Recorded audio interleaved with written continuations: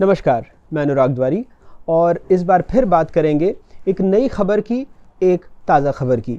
मध्य प्रदेश के पूर्व मुख्यमंत्री कमलनाथ, जो कि प्रदेश कांग्रेस कमेटी के अध्यक्ष भी हैं, उन्होंने बाकायदा अपने लेटर हेड पर थोड़ी देर पहले ही एक पत्र जारी किया है और इस पत्र में उन्होंने कई बड़ी बातें कही हैं। सबसे पहली जो बड़ी बात उन्होंने कही है कि सरकार बनते ही नारी सम्मान योजना के 1500 रुपये के फॉर्म पर वो दस्तखत करेंगे। यानी सरकार बनते ही जो पहला हस्ताक्षर वो करेंगे अपने दफ्तर में बैठकर, अगर 3 दिसंबर को नतीजे कांग्रेस के अनुकूल आते हैं तो वो होगा नारी सम्मान योजना, जिसके तहत कांग्रेस सरकार 1500 रुपये हर महिला को प्रति महीने देगी। इसके अलावा उन्होंने क्या क्या कहा है कि 1 जनवरी 2024 यानी नए साल में ही हर जो हितग्राही होगी महिला, उसके खाते में 1500 रुपये आ जाएंगे। दूसरा, 500 रुपये में महिलाओं को रसोई गैस का सिलेंडर मिलने लगेगा। तीसरा, जिन महिलाओं ने नारी सम्मान योजना के तहत फॉर्म नहीं भरा है उनको भी 1500 रुपये महीने दिए जाएंगे। यानी फॉर्म भरने की बाध्यता वो ख़त्म कर देंगे, हर महिला को ये 1500 रुपये की राशि दी जाएगी। इसके अलावा हर घर को 100 यूनिट तक मुफ्त बिजली और 200 यूनिट तक हाफ बिजली जो कीमत है उसकी वो चुकानी पड़ेगी, ऐसा भी कांग्रेस ने बाकायदा लिख करके दिया है। और ये कहा है कि 3 नवंबर 2022 से 3 नवंबर 2023 तक, माफ़ कीजिएगा, जो भी उनके दस्तखत से जारी पत्र हैं या उसकी फ़ोटोकॉपी को वो सुरक्षित रखें, क्योंकि ये कांग्रेस का पत्र नहीं है, गारंटी है। आपको याद होगा कि कांग्रेस ने सबसे पहले नारी सम्मान योजना के बारे में बात कही थी, बाकायदा जगह जगह कैंप लगवाकर उसके फॉर्म भी भरवाएगा, और यही बात अब कही जा रही है कि इस फॉर्म को वो सुरक्षित रखें, क्योंकि ये कांग्रेस की एक तरह से गारंटी है महिलाओं को। जबकि इसके बरक्स बीजेपी ने लाडली बहना योजना की शुरुआत कर दी। पहले इस योजना में 1000 रुपये दिए गए, इसके बाद उसको बढ़ाकर 1250 रुपये किया गया और फिर पूरे प्रदेश भर में ऐसी होर्डिंग लगाई गई है। मुख्यमंत्री जगह जगह अपने मन से कहते हैं कि अगर उनकी सरकार बनी तो धीरे धीरे इस योजना को और भी बढ़ाया जाएगा, इसके कवरेज को, और 1500, 1700, 2000 और इसको 3000 रुपये प्रति हितग्राही तक ले जाया जाएगा। और इसके अलावा भी कांग्रेस ने बहुत सारी गारंटी दी है, बहुत पहले से दे रही थी। जो 500 रुपये में गैस सिलेंडर की बात है तो सरकार 450 रुपये में गैस सिलेंडर देने लगी। कांग्रेस ने कई बार कहा कि उसकी जो गारंटी है उसको बीजेपी चुराने की कोशिश कर रही है, और बीजेपी कह रही है वो तो हमेशा से लाडली बहनों के लिए ही काम करती है।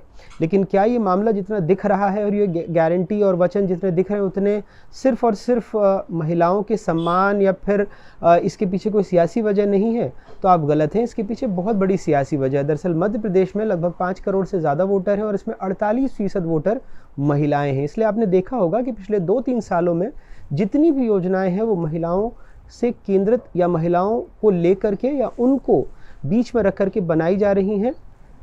इस बार जो आंकड़े आए हैं वो भी बताते हैं कि मध्य प्रदेश में दरअसल 230 विधानसभा सीटें हैं और उसमें 29 सीटें ऐसी हैं जहां पर महिलाएं पुरुष मतदाताओं से ज़्यादा हैं। यानी महिलाएं तय करती हैं किसको जीत मिलेगी, किसको हार मिलेगी।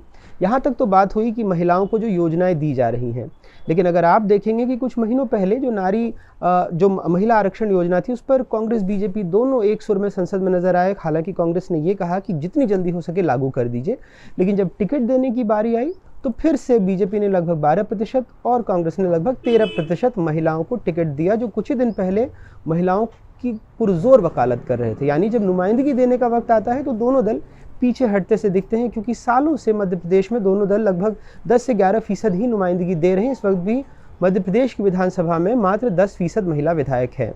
खैर, एक और बड़ा सवाल ये उठता है कि दोनों दल जो ऐलान कर रहे हैं, अगर बीजेपी 3000 तक इस रकम को ले जाएगी तो मध्य प्रदेश का जो बजट है। एक और बात मुख्यमंत्री कहते रहे हैं कि जब हमने उनसे पूछा भी था कि आप दोनों जो दल ऐलान कर रहे हैं, कांग्रेस ने लगभग 50-60 हज़ार करोड़ की घोषणाएं कर दी सरकार बनने के बाद, अगर वो योजना उसको लागू करनी पड़ी तो इतने का खर्चा आएगा। आप लगभग अभी तक 25-30 हज़ार करोड़ की योजनाओं का ऐलान कर चुके हैं। तो उनका कहना था कि कांग्रेस के वक्त जो मध्य प्रदेश का बजट था वो लगभग 21,000 करोड़ रुपए था और बीजेपी सरकार आते आते वो 3,21,000 करोड़ रुपए से ज़्यादा का हो गया। ये बात तो ठीक है, लेकिन वहाँ ये जोड़ना भूल जाते हैं कि मध्य प्रदेश पर जो कर्ज है वो भी लगभग 4 लाख करोड़ से ऊपर का है। यानी आज से लगभग 6-7 साल पहले मध्य प्रदेश का हर इंसान अगर 16-17 हज़ार रुपये का कर्जदार था तो आज की तारीख में वो 41,000 रुपये का कर्जदार है। सरकार चाहे जिसकी भी आए, अगर बीजेपी लाडली बहना को 3,000 रुपये प्रति महीने देने लगती है तो सिर्फ इसी योजना पर सरकार को 45,000 करोड़ रुपए देने होंगे। दोनों दलों का दावा है कि वो इसके लिए इंतज़ाम कर लेंगे, लेकिन हालात ये हैं कि अगर कांग्रेस की भी बात करें, जब अभी 2018 में कांग्रेस की सरकार आई थी तो मात्र कुछ महीनों में ही उसने 8 से 10 हज़ार करोड़ रुपए का कर्ज ले लिया था। बीजेपी सरकार इस साल हर महीने लगभग 1 से 2 हज़ार रुपये का कर्जा लेती रही है बीच के कुछ महीनों में, और उसने ज़्यादा भी कर्ज लिया है।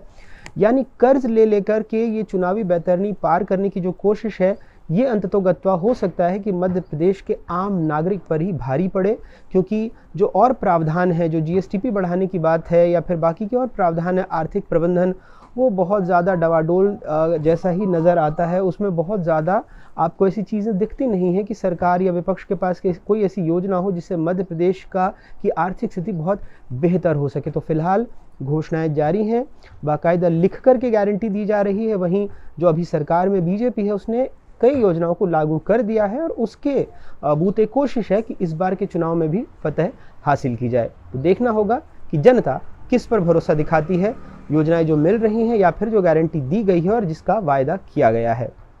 भोपाल से अनुराग द्वारी, एनडीटीवी इंडिया।